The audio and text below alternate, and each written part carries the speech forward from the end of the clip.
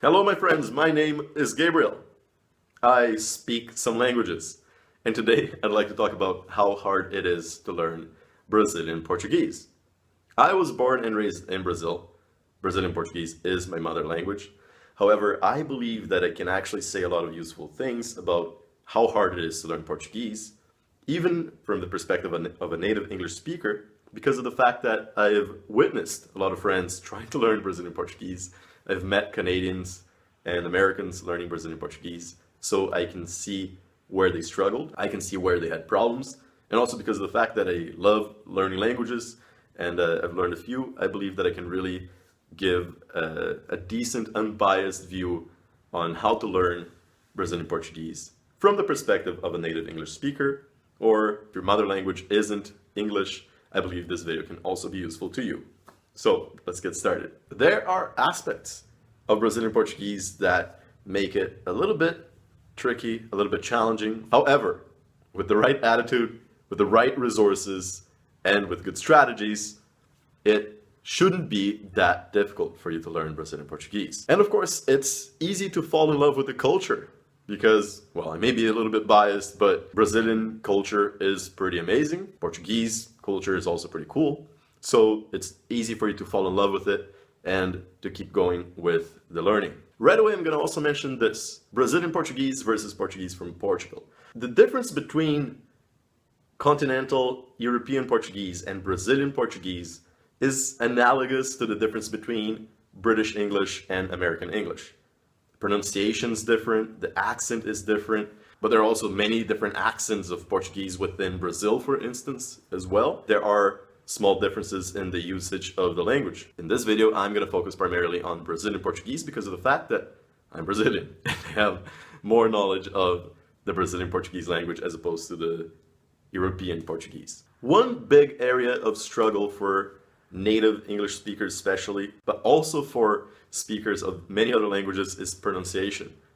It is a bit difficult, a bit challenging to really master pronunciation of Portuguese. For instance, in terms of pronunciation, one sound that is really hard for foreigners to nail in Brazilian Portuguese is the ão. And many words end with ão. For example, hand, mão. Bread is pão. No is não. Many foreigners sound like, instead of saying mão or não, it sounds like ow. It doesn't sound really natural. It takes time to develop good pronunciation and pronounce this sound properly. And this sound comes from the letters A and O, and there's a squiggly hat on top of the A. Usually the words in English that end with I-O-N, like for instance promotion, in Portuguese they would end with ão. For example, promotion in English would be promoção in Portuguese. Between English and Portuguese there is common vocabulary. Words that look the same, so for native English speakers there will be some words that are similar that you can learn in Portuguese right away. One thing that many native English speakers struggle with when learning Portuguese are the genders. Portuguese nouns can be masculine or feminine. Like I always say, like I mentioned in my video about Spanish, French, and Italian, it is a great idea for you to learn the nouns in Portuguese along with their gender. There are some rules that you can learn. Words that end with an A are generally feminine. Words that end with an O are generally masculine. However, there are some exceptions, there are some rules, but the best idea is for you to learn a noun always along with its gender. Articles and adjectives change according to the gender and the number of the nouns. That's something that also happens, for instance, like Spanish, but it's something that you have to be careful with as a native English speaker. For instance, if you say the beautiful toy in English or the beautiful toys, you just say beautiful, right? You don't change the word beautiful. However, in Portuguese, you would say brinquedos bonitos or brinquedo bonito. So you put an S at the end of the adjective in order to show that it's plural. Like in Spanish, Portuguese has two verbs to be, ser and estar. They're mostly used like they are in Spanish. However, there are a couple of exceptions. There are also two verbs to know, saber y conhecer. The verb saber is normally used for knowing information, and you can also use saber if you're talking about know how to do something. Eu sei dançar. I know how to dance. And the verb conhecer is used in terms of being acquainted with something or someone, perhaps a place, a city. If you know some Spanish, yes, Portuguese is a similar language, and you will have a major advantage, in fact, to learn Portuguese. Although they are sister languages, there are differences in the vocabulary and in grammar as well. One little example. In Portuguese, the verb to like is gostar. I can say, eu gosto de dançar. I like to dance. In Spanish, the construction of that phrase is different. You say, me gusta bailar. Me gusta bailar versus eu gosto de dançar.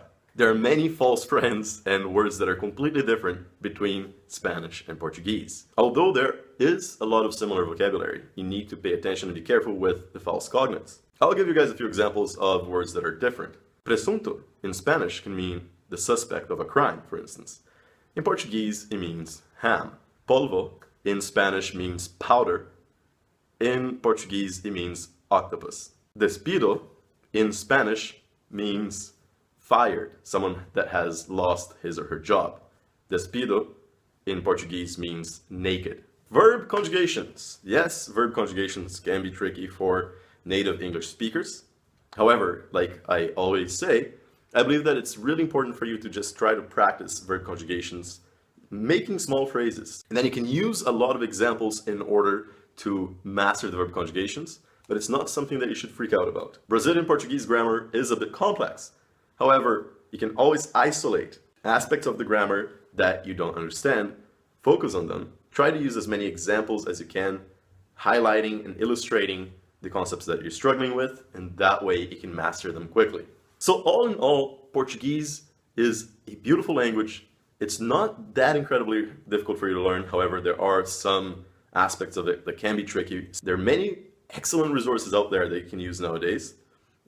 Brazilian culture and Portuguese culture are both beautiful. There's a lot of literature, there's a lot of music that you can actually learn a lot from. Thank you for watching the video. I hope it was useful to you, and good luck learning Brazilian Portuguese.